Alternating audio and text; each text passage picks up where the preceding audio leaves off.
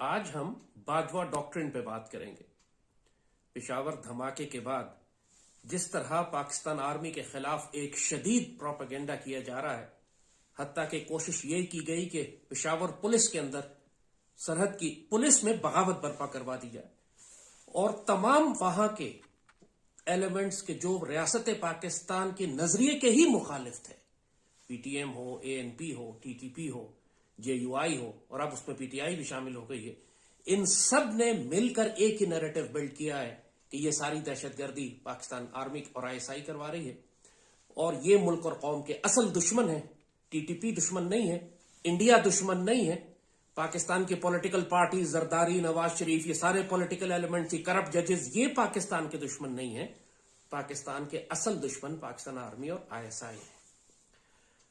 यही propaganda Iraq और Syria में पहले किया गया था, जिसके नतीजे में, जिसके बाद आपने देखा कि अब वो मुल्क खंडर बन चुके हैं, क्योंकि जैसे कहा जाता है कि हमेशा आपके मुल्क में कोई ना कोई फौज होगी। अगर आप अपनी फौज को खत्म कर देंगे, उसमें और कौम में बदगुमानी पैदा कर देंगे, तो उसके बाद सिर्फ दुश्मन की फौज आपके इलाके में मौजूद होगी। और यही स्ट्रेटजी इन्होंने 71 में ईस्ट पाकिस्तान में रखी थी।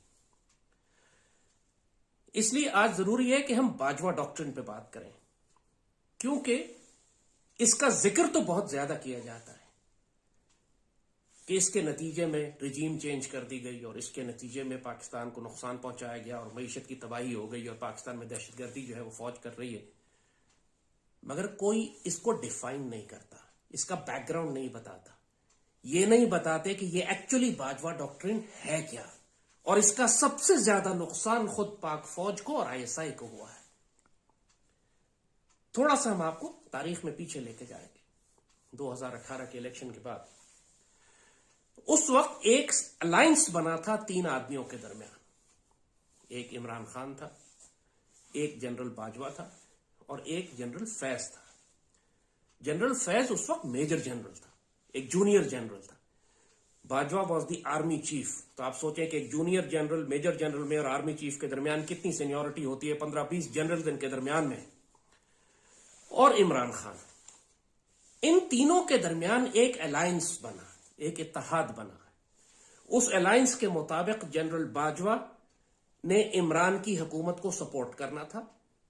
उसके मुताबिक जनरल फैज ने अपनी पूरी ताकत लगाकर इमरान की हुकूमत को चलाना था और इमरान को इन्होंने as a front man, as a useful idiot इस्तेमाल करना था अपनी पॉलिसीज को इंप्लीमेंट करने के लिए, इंटरनेशनल एस्टैब्लिशमेंट की भी और अपनी जाती मर्जी की पॉलिसीज को पाकिस्तान में नाफिज करने के लिए।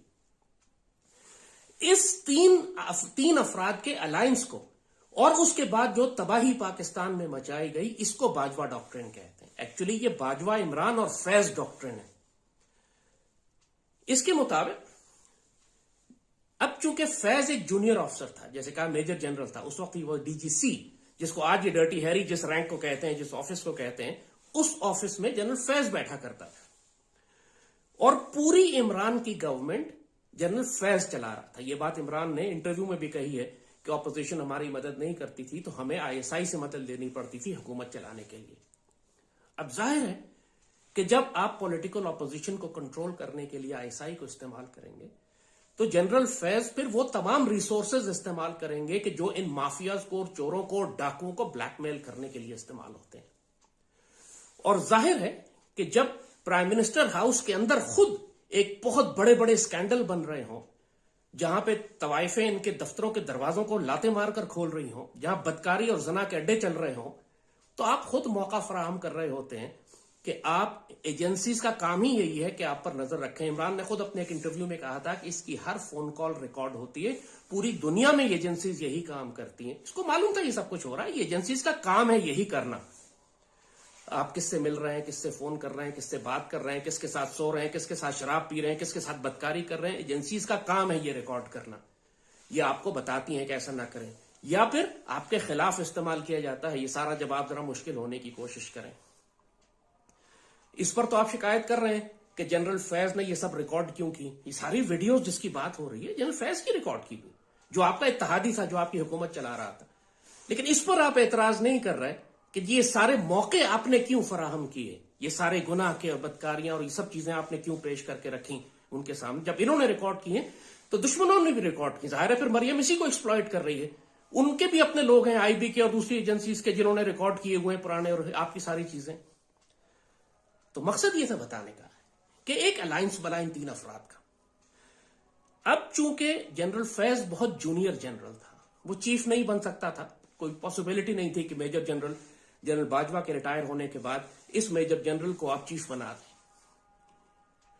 اس کے لیے جنرل باجوہ کو ایکسٹینشن دینا ضروری تھی, مزید 3 سال, تاکہ ان 3 سالوں میں جنرل فیض کو پروموٹ کر کے آپ اس مقام تک لے آئیں کہ وہ نیکسٹ چیف بننے کے قابل ہوں. اور ڈیل یہ تھی کہ عمران جنرل باجوہ کو ایکسٹینشن دے گا, جنرل باجوہ فیض کو پروموٹ کریں گے لیفٹیننٹ جنرل تک, سینئر لیفٹیننٹ جنرل تک, اور عمران کو پھر اگلا الیکشن بھی یہ ریگ کر کے جتوا کے دیں گے اور مزید 5 سال عمران کے پاس ہوں گے.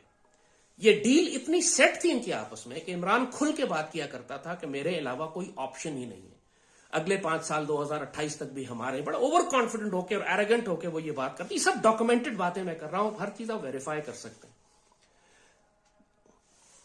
اب اس ریلیشن شپ کے دوران عمران بنیادی طور پر ایک یوزفل ایڈیٹ تھا.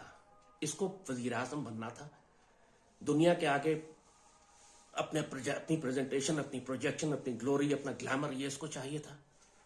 لیکن عمران بری طرح سے ہوسٹیج تھا انٹرنیشنل اسٹیبلشمنٹ کا.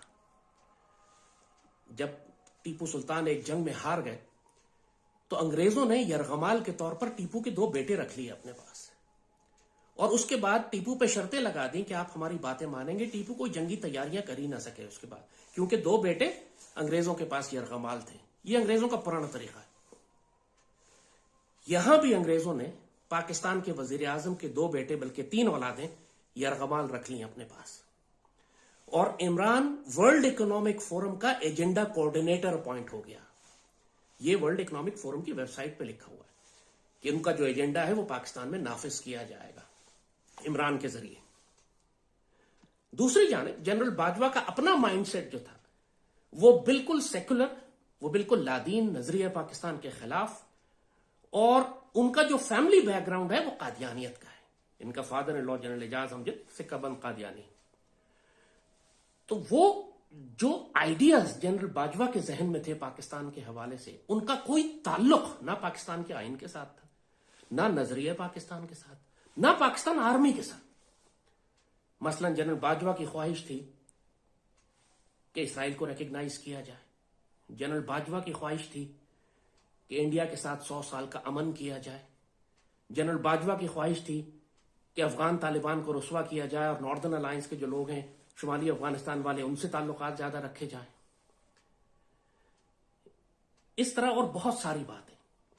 اب ان سارے ایلیمنٹس میں عمران واز دا فرنٹ مین, جس کو یہ پمپ کیا گیا, کانوں کا کچا تھا. اس کو خود اس کے اپنے ویئرڈ کانسیپٹس ہیں, الٹریٹ ہے, ان ایجوکیٹڈ ہے جہاں تک جیو پالیٹکس اور ہسٹری کا تعلق ہے. So he was the ideal candidate کہ جس کو باجوہ اور فیض استعمال کریں اپنے ایجنڈے کے لیے, جو جیو پالیٹیکل گلوبل ایجنڈا تھا جو پاکستان میں نافذ کرنا تھا. آپ نوٹ کریں گے کہ بل گیٹس ڈائریکٹلی ایک فون کال باجوہ کو کرتا تھا اور ایک فون عمران کو کرتا تھا. اور پوری عمران گورنمنٹ جو یہ کہتے ہیں کہ ہم لنگر خانے چلا رہے تھے اور یتیم خانے چلا رہے تھے, اس کے پیسے بل گیٹس پے کیا کرتا تھا. بل اینڈ میلنڈا گیٹس فاؤنڈیشن دیتی تھی. اس لیے ان کی حکومت تھوڑی بہت اگر جو انہوں نے کام کیا تو وہ صرف بل گیٹس کے پیسوں پہ کیا. اسی لیے بل گیٹ کو انہوں نے پاکستان کا سب سے بڑا ایوارڈ اور میڈل بھی پہنایا, وہ عمران نے پہنایا تھا. عارف الوی نے اس کے گردن میں ڈالا تھا یہ. سو اب فیض کو پروموٹ کرنے کے لیے ان کو بیچ کے جتنے بھی 2 درجن کے قریب افسر تھے, جن میں major general, senior major general تھے, لیفٹیننٹ جنرل تھے, ان سب کو خراب کرنا پڑا. کسی کو فوج سے نکالا, کسی کو پروموٹ نہیں کیا, کسی کا کیریئر خراب کیا. کرا کے انہوں نے فیض کو لا کے ڈی جی آئی ایس آئی لگا دیا. اب چونکہ سارا گندا کام ان کی حکومت چلا ہی آئی ایس آئی رہی تھی, فیض چلا رہا تھا. ایکچولی آئی ول ناٹ سے آئی ایس آئی چلا رہی تھی, کیونکہ فیض نے آئی ایس آئی کے اندر جو ڈیمیج کیا ہے وہ اس سے پہلے پاکستان کی تاریخ میں کسی ڈی جی آئی نے آئی ایس آئی کو اتنا تباہ نہیں کیا.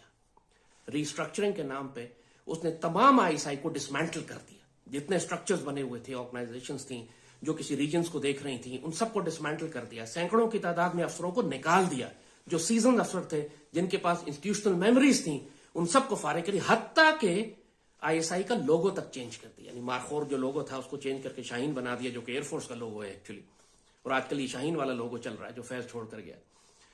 سو the actual damage done to I S I, کیونکہ سارا فوکس ان کا پولیٹیکل انجینئرنگ پہ تھا. اگر یہ صرف پولیٹیکل انجینئرنگ بھی کرتے اور باقی آئی ایس آئی کو ویسے چھوڑ دیتے تب بھی کوئی پرابلم نہیں تھی. لیکن فیض نے آئی ایس آئی کو ڈسمینٹل کر دیا, تمام سٹرکچرز گرا دیے, تمام افسرز فائر کر دیے, تمام ڈویژنز کو کسی کو مرج کر دیا, کسی کو الگ کر دیا. نتیجہ یہ ہوا کہ I S I as a professional organisation completely cripple ہو کر رہ گئی. اب یہ سب کچھ عمران کی مرضی سے ہو رہا تھا. عمران بار بار I S I headquarters کے دورے کرتا تھا, اس کو بریفنگ دی جاتی تھی, یہ سائن کرتا تھا, بجٹ ایلوکیٹ کرتا تھا, اور یہ ساری چیزیں کی جاتی تھی. سو ایک طرف اندر آئی ایس آئی ڈسمینٹل کی جا رہی تھی, دوسری جانب چونکہ وہ ڈی جی آئی تھا, وہ ڈی جی سی اس سے پہلے تھا, اس کا کام تھا عمران کی حکومت کو چلانا. جہاں پہ جب بات آئی تھی باجوہ کو ایکسٹینشن دینے کی, تو آپ کو یاد ہوگا کہ سپریم کورٹ نے کہا تھا پارلیمنٹ سے اپروو کروا کے لائیں. اب چونکہ پارلیمنٹ کے پاس جانا پڑا تو ظاہر ہے پارلیمنٹ میں زرداری اور نواز شریف بیٹھے ہوئے تھے, باقی جماعتیں تھیں, ان کا ووٹ چاہیے تھا باجوہ کو ایکسٹینشن دینے کے لیے. اب وہ جماعتیں ووٹ کیوں دیں گی جب تک ان ریٹرن وہ کوئی چیزیں اپنی ڈیمانڈ نہ کریں واپس.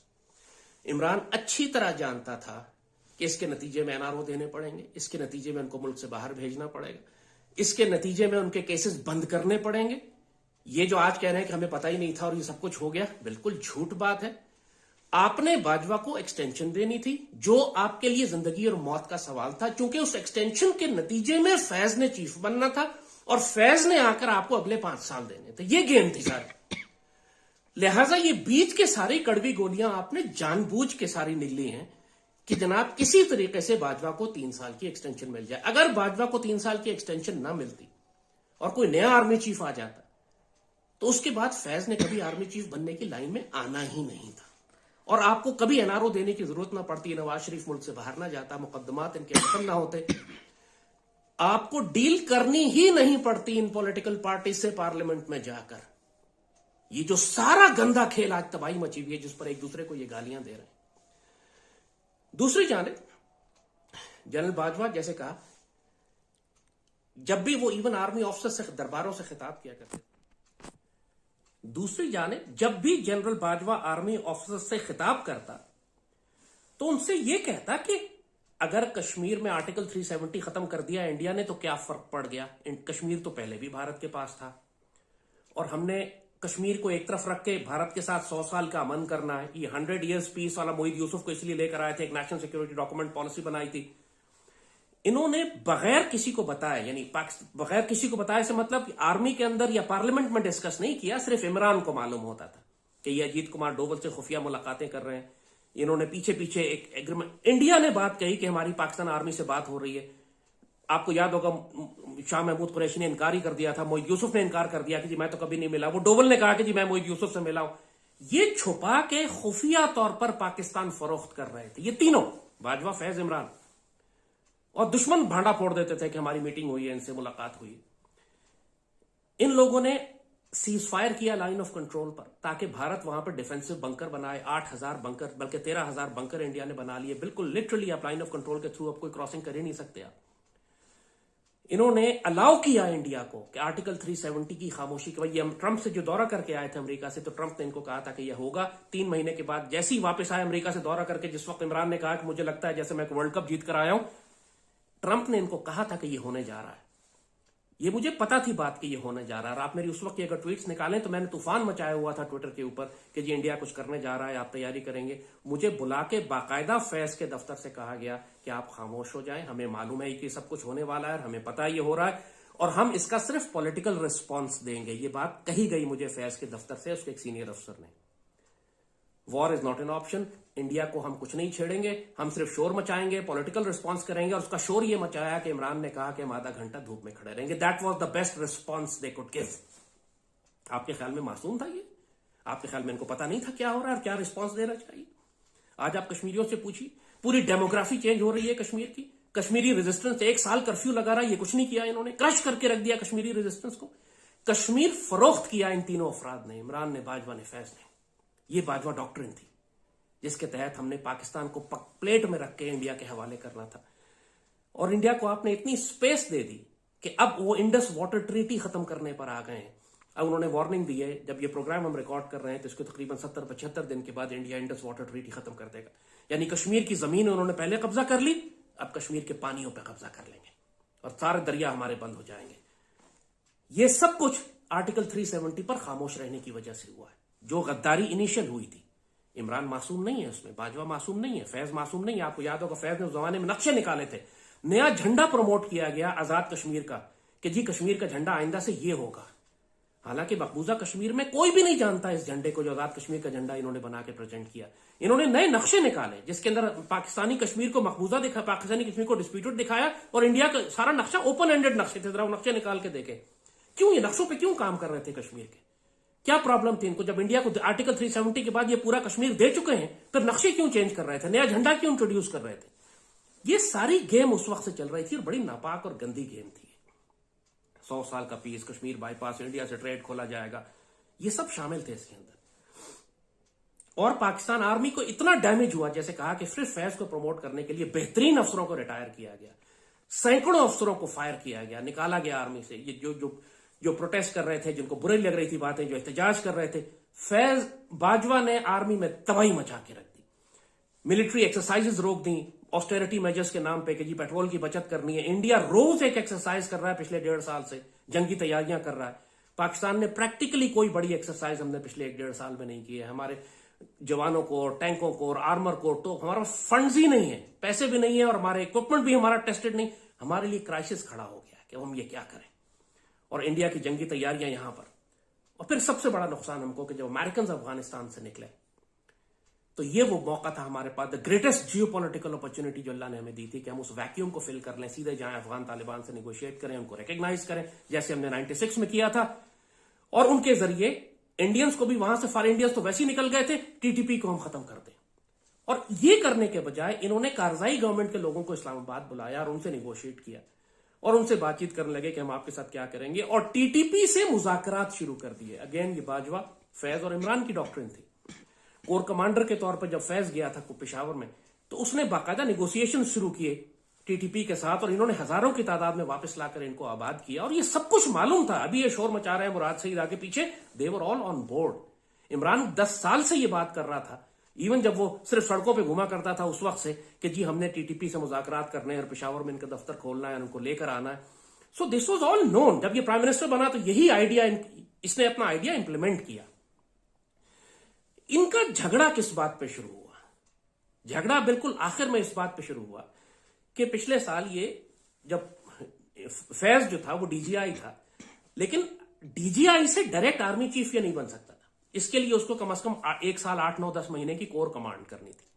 اب یہ آرمی کی مجبوری تھی کہ اگر آپ نے اس کو چیف بنانا ہے تو آپ نے اس کو کور کمانڈر بھیجنا ہے. لیکن اگر یہ چلا جاتا ڈی جی آئی کے آفس سے تو پھر عمران خود کو انسیکیور فیل کرتا تھا کیونکہ اس کی ساری گورنمنٹ ہی آئی چلا رہی تھی. مگر اب یہاں پھنس گئی ہے، یہاں پہ ان کا اختلاف شروع ہو گیا، بیکاز عمران واز انسسٹنگ کہ میں فیض کو ڈی جی آئی سے چیف بناؤں گا. یہاں تک آئیڈیا ڈسکس کیا گیا کہ آئی ایس آئی کو کور بنا دیتے ہیں، یعنی آئی ایس آئی کو کہہ دیں گے کہ یہ کور ہے، لہٰذا آئی ایس آئی سے یعنی ایک کور کمانڈر ہو جائیں گے وہ general Faiz, I S I corps commander lead ہو جائے گی اور وہاں سے اس کو چیف بنا دیں گے. یعنی اس حد تک شرمناک آئیڈیاز یہ ڈسکس کر رہے تھے پورے انسٹیٹیوٹ کو ڈسمینٹل کرنے کے لیے. اس پر ریزسٹنس ہوئی آرمی میں کہ صاحب یہ نہیں ہو سکتا، آپ کو باقاعدہ کور کمانڈ کرنی پڑے گی. تو مجبوراً یہ کور کمانڈ کرنے کے لیے وہاں چلے گا. لیکن اس میں لڑائی ہو گئی ان کی باجوہ کے ساتھ، اور یہ عمران نے خود اکنالج کیا ہے کہ میری باجوہ سے لڑائی فیض پر ہوئی تھی، میں فیض کو رکھنا چاہتا تھا، انہوں نے فیض کو ہٹا دیا. بات یہ کہ اور باجوہ کی خواہش یہ تھی کہ اب میں ایک ایکسٹینشن لے چکا ہوں، اب میں ایک اور ایکسٹینشن لے لیتا ہوں. سو اب یہاں پہ ان کے آپس کے انٹرسٹ کلیش کر گئے. یہ فیض کو چیف بنا، فیض چیف بننا چاہتا تھا، ہی واز ٹو ایمبیشس، اس کے لیے مجبوراً اس کو آئی ایس آئی چھوڑ کر کور میں جانا پڑا. Faiz Bajwa wanted an extension himself, وہ ضد کر رہا تھا مجھے ایکسٹینشن دو. عمران نہیں چاہتا تھا باجوہ کو مزید ایکسٹینشن دینا، وہ چاہتا تھا میں فیض کو لے کر آؤں تاکہ فیض آ کے پھر مجھے اگلا ٹینیور جتوا کے دے، ریگنگ کریں الیکشن میں اور مجھے اگلا ٹینیور جتوائیں. اس غلاظت میں پورے پاکستان کا بیڑا غرق ہو گیا. آرمی کا بھی بیڑا غرق ہوا، آئی ایس آئی بھی تباہ ہوئی، پاکستان بھی تباہ ہوا. اور آج اس کو کہتے ہیں باجوہ ڈاکٹرائن، عمران باجوہ فیض ڈاکٹرائن. ان 3 آدمیوں نے آپس کے کھیل میں، اقتدار کی لڑائی میں پاکستان کا بیڑا غرق کیا. جیسے 71 میں مجیب نے، بھٹو نے اور یحییٰ خان نے، اور اس کے یحییٰ خان کے ساتھ جو اسد عمر کا باپ ہے جنرل عمر، ان 4 لوگوں نے جس طرح مشرقی پاکستان کو تباہ و برباد کیا تھا، آج کے دور میں آپ کی آنکھوں کے سامنے، اور اس میں آپ زرداری اور نواز کو بھی شامل کر لیں، یہ 5 لوگ جن کے کمبینیشن نے آج پاکستان کو یہاں پہنچایا ہے، ان کے آپس کے ہوس اقتدار کی، آپس کی بدکاریاں، ان کے پیسے کی ہوس، اقتدار کی ہوس، پروموشن کی ہوس، ایکسٹینشن کی ہوس، اگلے 5 سال کی ہوس، اور اس کے لیے انہوں نے الائنس بنایا تھا۔ اب چونکہ لڑائی جب ہو گئی تو باجوہ نے کہا کہ ہم نیوٹرل ہیں، نیا آرمی چیف آیا، نیا ISI چیف آیا جنرل انجم، ان کو کہہ دیا گیا کہ اب آپ نے ان کی گورنمنٹ نہیں چلانی۔ جب گورنمنٹ نہیں چلانی تو اس کے بعد وہی مادر پدر آزاد پالیٹکس جو پاکستان کی ہے، بندے خریدو بندے بیچو، وہی سب شروع ہو گیا۔ نو کانفیڈنس ووٹ میں یہ ہار گئے۔ پہلے بڑے کانفیڈنٹلی کہتے تھے کہ یہ لے آؤ میں فیس کروں گا، جب آیا تو ہار گئے تو انہوں نے فوراً ہی ڈرٹی ہیری اور آرمی گندی اور آرمی نے جناب تباہی مچا دی اور یہ سب کر دیا۔ اب یہ نیا نیریٹو دینا شروع کیا انہوں نے۔ یہ سارا کچھ آپ کو بتانے کا مقصد یہ تھا کہ you should know the background. اس میں کوئی ایک بات بھی جھوٹ نہیں ہے، اس میں کوئی ایک بات بھی ایسی نہیں ہے جو آپ انڈیپینڈنٹلی ویریفائی نہ کر سکیں۔ یہ جو باتیں میں نے کہی ہیں ریسرچ کریں، ویریفائی کریں ان کو۔ ہونا اب یہ چاہیے ایکچولی۔ اس وقت جنرل عاصم آئے آرمی چیف، یہ بالکل بھی باجوہ ڈاکٹرن کے اوپر نہیں ہے۔ He does not believe in this کہ ہمیں اسرائیل کو ریکگنائز کرنا ہے یا بھارت کے ساتھ 100 سال کی پیس کے۔ پوری آرمی میں کوئی بھی نہیں ہے جو اس بات پہ ہو۔ یہ صرف ایک شخص جس کی آئیڈیالوجیکل بیرنگ جو تھی وہ انٹرنیشنل اسٹیبلشمنٹ کنٹرول کر رہی تھی، وہ اس کی مرضی تھی کہ اپنی مرضی سے یہ پورے پاکستان کا بیڑا غرق کر رہا تھا، اور اس کو عمران اور فیض جیسے الائز اتحادی مل گئے تھے اپنے ساتھ۔ اب جو آرمی لیڈرشپ آئی ہے یہ اس کو کہہ رہے ہیں کہ یہ بھی باجوہ جیسے ہیں، بالکل بکواس اور خرافات، اور پاکستان کے ساتھ دشمنی کے سوا یہ کچھ بھی نہیں ہے۔ جنرل عاصم ابھی آرمی کو سٹیبلائز کر رہے ہیں جس آرمی کی تباہی مچی ہے۔ جنرل ندیم انجم اس وقت ISI کو ٹھیک کرنے کی کوشش کر رہے ہیں پچھلے 8-10 مہینے سے، کہ جس طریقے سے تباہی مچا کے فیض گیا تھا اس کے اندر، اور عمران نے جو پاکستان کا بیڑا غرق کیا ہے، ظاہر ہے یہ PDM کی حکومت تو نہیں ٹھیک کر سکتی، لیکن اس وقت نئے آرمی چیف کی پرائرٹی یہ نہیں ہے کہ اس حکومت کا تختہ الٹ کے اس طرح دخل دیں پالیٹکس میں جیسے باجوہ اور فیض دے رہے تھے، اور الیکشن کرا کر عمران کو دوبارہ لے کر آئے۔ یہ کام سپریم کورٹ اور الیکشن کمیشن کرے۔ فوج کی پرائرٹی اس وقت نہیں ہے۔ اس وقت فوج کی پرائرٹی یہ ہے کہ جو دشمن سر پر آ کر کھڑا ہو گیا ہے پاکستان کے اندر اور پاکستان کے باہر، چاہے افغانستان کی سائڈ ہو، مشرقی سائڈ ہو، پاکستان کے اندر دہشت گردی ہو، خود آرمی جو ڈی مورلائز ہے اتنی زیادہ، آرمی کا جو حوصلہ پست ہوا ہے، جو افسر اور جوان اس وقت دکھی ہیں، جو پورے اس باجوہ ڈاکٹرن کے نتیجے میں سب سے زیادہ نقصان تو خود فوج کا ہوا۔ افسروں کی تنخواہیں 2-2 سال 3-3 سال سے نہیں بڑھائی گئی تھیں، مہنگائی 70% پہ اوپر چلے گئی، تنخواہ نہیں بڑھی۔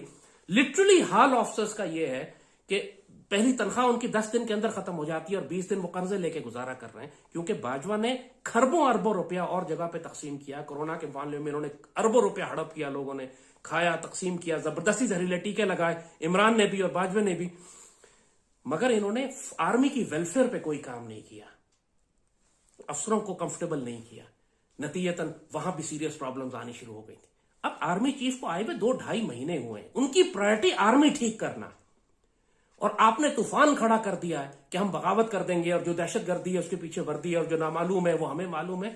آپ صرف شیخ مجیب الرحمان والا کردار ادا کر رہے ہیں، آپ صرف بھٹو والا کردار ادا کر رہے ہیں کہ ادھر تم اور ادھر ہم، نہیں تو ملتا ملک توڑ دیں گے، اقتدار نہ ملا مجھے تو۔ ہوش میں آؤ، ایسا نہ کرو۔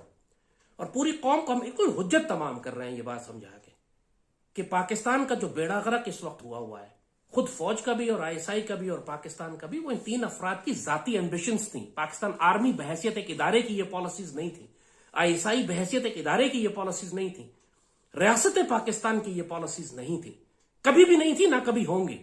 ریاست کبھی بھی کشمیر بھارت کو نہیں دے گی، کبھی آرٹیکل 370 ہم قبول نہیں کریں گے، کبھی ہم یہ قبول نہیں کریں گے کہ 100 سال کا امن ہو اور ہم اسرائیل کو تسلیم کر لیں اور ہم پاکستان کو ایک سیکولر ریاست بنا دیں۔ یہ نہیں ہو سکتا، یہ باجوہ اور فیض اور عمران کی ذاتی مرضی تھی۔ اور یہ کہنا کہ ہم آزادی کے لیے لڑ رہے ہیں، عمران کو امریکہ کی آزادی، بالکل بکواس ہے یہ سارا خرافاتی پروپیگنڈا۔ یہ ٹرمپ کے کہنے پر انہوں نے کشمیر اٹھا کے بھارت کے حوالے کیا تھا، ان کو کہا گیا تھا کہ آپ نے آواز نہیں نکالنی، ان کو عافیہ کے لیے ایک لفظ نہیں نکال سکے، یہ ٹرمپ کے سامنے بیٹھے ہوئے تھے، ان سے سوال کیا تو ہکلا گئے، یہ بات نہیں نکلی ان کے منہ سے، پھر کہتے ہیں امریکہ کی آزادی، امریکہ کے سامنے آزادی، بکواس کرتے۔ سو پلیز پاکستانی قوم سے میں مخاطب کر کے کہہ رہا ہوں کہ اپنی پاک فوج پر حملے نہ کرو، ان کو رسوا نہ کرو، یہ خود بہت دکھی ہیں، بہت تکلیف میں، باجوہ اور عمران اور فیض کی وجہ سے۔ یہ ISI خود تکلیف میں، ڈسمینٹل ہو گئی تھی پریکٹیکلی، اس کو ریبلڈ کیا جا رہا ہے اس وقت، اس کو ٹھیک کیا جا رہا ہے کہ جس طرح فیض کو تباہی میں چھوڑ کر گیا تھا۔ اور عمران نے جو تباہی مچائی ہے، اسٹیٹ بینک حوالے کر، آپ مہنگائی کرو رہی اس لیے کہ ساری پالیسیز LCs کھولنے سے لے کر فورن ایکسچینج تک یہ سب स्टेट बैंक कंट्रोल करता है, और स्टेट बैंक आपने IMF को दे दिया है। कानून साजी की गई बाकायदा पाकिस्तान में कि रियासत पाकिस्तान से ये आजाद हो जाएगा, और पाकिस्तान की किसी अदालत में आप गवर्नर स्टेट बैंक और उसके तमाम अफराद को आप प्रोसिक्यूट नहीं कर सकते उनके गुनाहों पे, चाहे वो पाकिस्तान का सारा पैसा लेके भाग जाए, पाकिस्तान तबाह कर दें, आप उन पर पाकिस्तान में मुकदमा नहीं चला सकते। ये इमरान की कानून साजी है, और इसमें बाजवा और फैज शामिल थे। जब इन लोगों ने ये सब कुछ किया, एक्चुअली अगर आप कहें कि कोई ट्राइब्यूनल बने और ट्रायल हो, तो इन 3 अफराद का, जरदारी और नवाज बीच में शामिल करें, वो भी इसके साथ, इन 5 आदमियों का ट्रायल बनता है, जरदारी, नवाज, इमरान, बाजवा, फैज। और आने वाले वक्त में मुझे यकीन है कि शायद ये होगा भी। लेकिन आप पाकिस्तानी कौम समझे इस बात को कि हम बहुत मुश्किल वक्त से गुजर रहे हैं। किसी भी लम्हे भारतीय फौज दाखिल हो सकती है। दहशतगर्दी तो अरूज पे पहुंच चुकी है, पाकिस्तान में दाखिल हो चुकी है। सारे वो दहशतगर्द जिनको इमरान ने लाकर आबाद किया था, अब ये बम फाड़ने पर आ गए, और हमें बहुत खून बहेगा दोबारा इसको रिकवर करने में। इसकी जो हिमाकतें और जहालतें और जियो पॉलिटिक्स है, इसकी नाफहमी और उसका तकब्बुर और उसका एरोगेंस से किसी का सुनना नहीं, और कानों का कच्चा जो इसके कान में बात डाल, खुद कहता है मैं कानों का कच्चा हूं, जो मुझे बोलता है मैं मान लेता हूं। बेड़ा गर्क करा के रख दिया इसने पूरे मुल्क का। अब आपकी मर्जी है, माने न माने, जो मर्जी। अब जो होना है, हुज्जत तमाम हो चुकी है इस कौम पे। बहुत से इवेंट्स हैं जो आप कंट्रोल नहीं करेंगे। कोरोना बाहर से आया था, आप इवेंट्स कंट्रोल नहीं करते। भारत हमला करेगा, आप इवेंट्स को कंट्रोल नहीं करेंगे। दहशतगर्दों के पास इनिशिएटिव है, आप इसे कंट्रोल नहीं कर सकते। अब बहुत मेहनत लगेगी पाकिस्तान को संभालने में। संभाला जाएगा अल्लाह के फल से, ये पाकिस्तान कहीं भी नहीं जाने वाला, ये फिक्र ना करें। बकवास करते हैं लोग कि ये पाकिस्तान भी बस एक मुल्क के खत्म हो जाएगा। अल्लाह के फजल से कुछ भी नहीं होगा पाकिस्तान को। पाकिस्तानियों को सजा लगेगी। यस, हमें कुर्बानियां देनी पड़ेंगी। यस, हमें पाकिस्तान की कदर कराई जाएगी। यस, हमें खाना जंगी का मजा चखाया जाएगा। यस, हमें भूख और कहत और खौफ भुगतना पड़ेगा। यस, मगर अल्लाह के फजल से इस पाकिस्तान की मुहाफिज यही पाक फौज है, यही ISI है। तुम जो मर्जी सियासी बकवास करते रहो, यही फौज है जो गजवा हिंद की फौज है, यही फौज है जो खवारिज के खिलाफ लड़ रही है, और यही फौज है जो उम्मत मुस्लिमा की मुहाफिज भी है। इसका न्यूक्लियर मिसाइल प्रोग्राम, इसकी एयरफोर्स, इसकी नेवी, इसकी आर्म फोर्सेज, दुनिया में इससे ज्यादा खूबसूरत मुजाहिद कोई नहीं है जो पाकिस्तान आर्मी के अंदर है। वक्त आने पर, जैसे बुजुर्गों ने ये बात कही थी कि वक्त आने पर पाकिस्तान आर्मी के तेवर बदल जाएंगे, और इंशाल्लाह तुम देखना फिर अल्लाह ताला क्या काम लेगा इस पाक फौज से। इस फौज को गालियां मत दो, लानती हो जाओगे। पाकिस्तान को गालियां मत दो, लानती हो जाओगे। तो ये पूरी कौम को ये बात समझाना मकसूद था कि बाजवा डॉक्ट्रिन असल में सिर्फ 3 अफराद की जाती ख्वाहिशात का नाम था, जिन्होंने पाकिस्तान को, पाकिस्तान आर्मी को और ISI को बहुत नुकसान पहुंचाया है। तो अभी नुकसान को पहुंचाने में अपना हिस्सा मत डालो। पाकिस्तान के जख्मों पर मरहम रखने का वक्त है। इत्तेहाद और मोहब्बत और प्यार का वक्त है। संभालने का वक्त है। ISI को और फौज को सहारा देने का वक्त है, ताकि वो दुश्मनों के खिलाफ तुम्हारी हिफाजत कर सके। अल्लाह पाकिस्तान का हामी और नासिर हो। अल्लाह पाकिस्तान के दुश्मनों को ज़लील ख्वार करे, मुशरिकों को और खवारिज को कुत्ते की मौत मारे। और जन्नती है ये पाक फौज जो मुशरिकों के खिलाफ और खवारिज के खिलाफ लड़ रही है। इसके खिलाफ जबान मत निकालना, खुद बदनसीब हो जाओगे। पाकिस्तान जिंदाबाद।